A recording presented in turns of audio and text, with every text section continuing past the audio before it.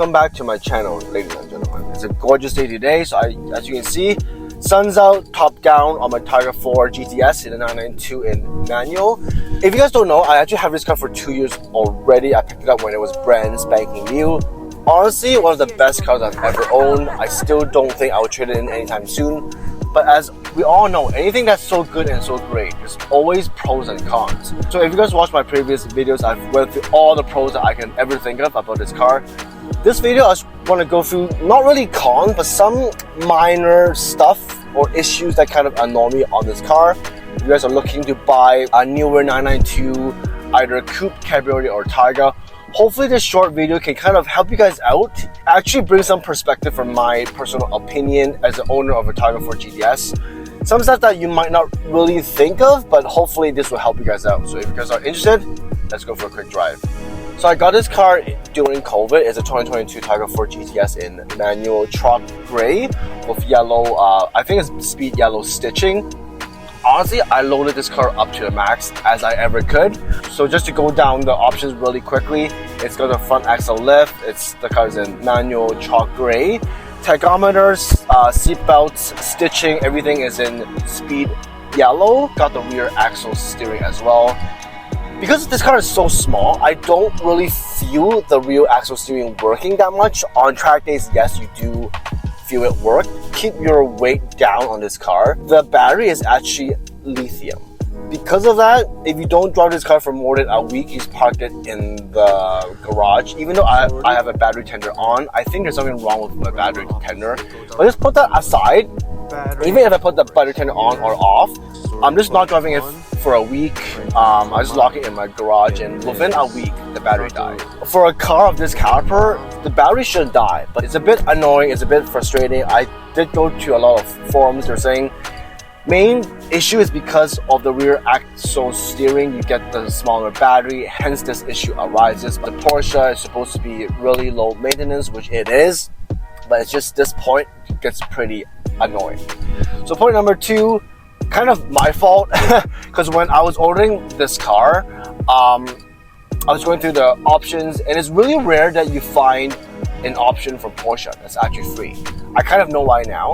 So if you're buying a car from scratch, you can actually pick your options, believe it or not. So the central locking is actually free. So for a new Porsche driver, right, not thinking that much, free usually means good. And for me, because the central locking nut is only for GTS or turbo cars or GT3s, that's what I think is really special, it's really cool. And it's a no cost option as well. That's why I pressed it. Kind of regretting it now. Yes, it does look good. Yes, it does look special. It's really, really cool. Main thing is when you do switch your tires, it's a huge pain in the ass. No, I'm not talking about switching onto winter tires, because obviously I'm not going to drive this car during the winter. It's just because, as you guys know, I do work at an Audi dealership. Yes, we can order the specific tires as staggered tires. Main issue is we don't have the central torquing wrench to take the tires off. Yes, we can do balancing. Yes, we can put the tires on. Everything is good. Taking it off is a huge, huge issue. So if you want to save a couple bucks, if you are ordering a car from scratch, or if you're debating multiple cars, if you know you're going to be tracking it, do yourself a favor, don't get the central locking nut. Yes, it looks really cool, but it's just, if you change your tires, you have to bring it back to your Porsche. Yes, they will charge you a premium. Not the best, but if you work at a dealership or you know someone that can actually do it by himself, but it's just that wrench is a huge pain in the butt, and you need a lot of torque and energy to actually unscrew it. So if you think of that, for me, I would advise doing it just with the regular lock nuts. Okay, point number three. Porsche, yes, it's a sports car, it's a luxurious brand. There shouldn't be any weird noises. I'm not talking about the build quality here. The build quality, I'll show you guys right here, absolute gem. Leather's really nice, stitching is really nice, there's no wobbly bubbly, everything's really solid. I'm talking about the drive, not the exhaust. We'll go through the exhaust in a bit. When you're driving, accelerating, you get weird noises. You get some squeaking. I know because it's a Targa, there's more mechanism. I'm not talking about that. Sure, this is a video clip right here. I actually parked it in my garage. not shifting in gear, if I accelerate or decelerate, you actually hear some cricket noises.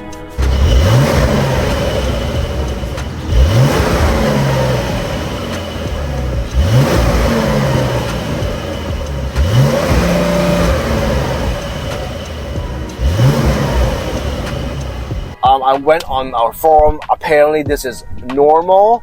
I texted my Porsche sales representative and apparently it's normal, but then they will check it out when I bring it in for service. It's not a huge thing. I know I'm just being really anal right now, but it's just if you're driving a car of this caliber over the 150,000 mark, if you're looking at a 992.2, way over the 180,000 Canadian. I just feel this Porsche racing brand with the best engineering, best daily car, racing car, whatsoever. It's just a bit annoying for a car this caliber to have this weird sound.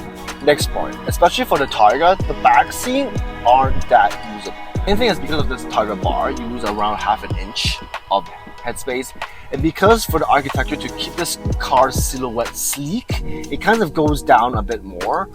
I'm 5'7". If I sit back there from how I usually sit, I'll have to sit like crouched down. For smaller kids, for smaller people, it's okay. But even with a car seat, because it's so high, kids might not fit the best at the back. If you have a cabriolet or a coupe, it's slightly better because there is no Targa bar. So if you're kind of debating about that, maybe actually go to a Porsche dealership, actually sit in it, to actually work out the height. And if this is your only car, you're kind of thinking about the back seats, definitely be wary about that.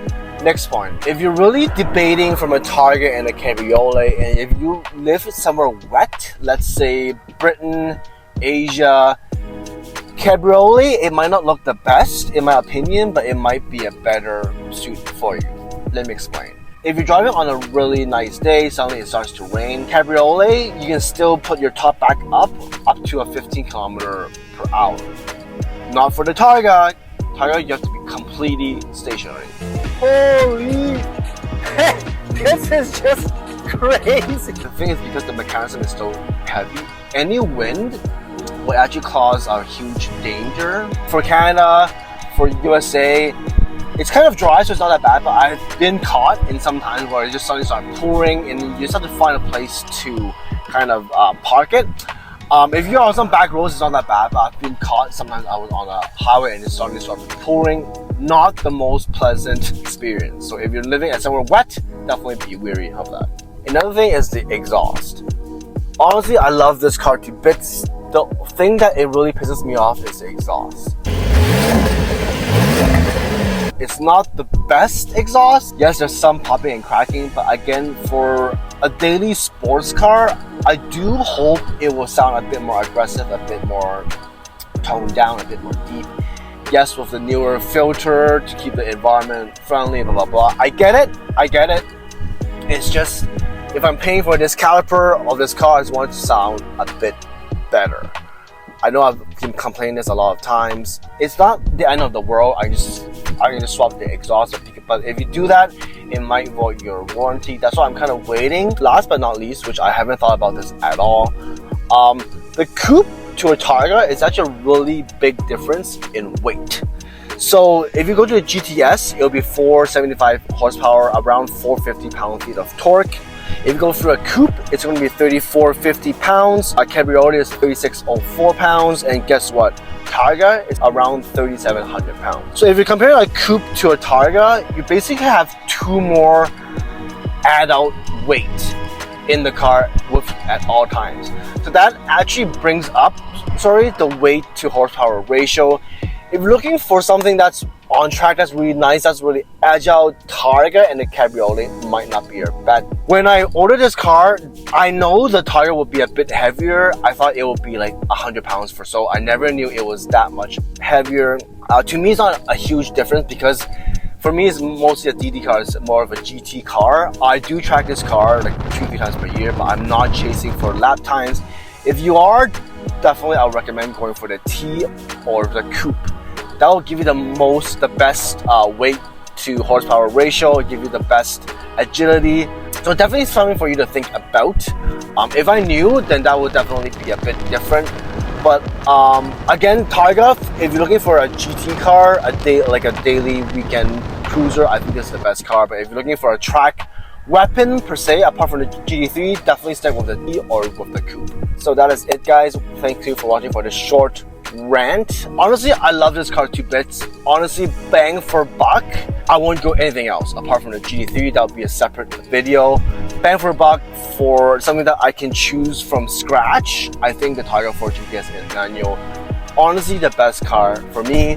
Do let me know in the comments down below what you guys think. Do you have any other opinions or perspectives that I might have missed out? Definitely let me know in the comments down below. Thanks again for watching this short video. Have a great day, guys. Peace out.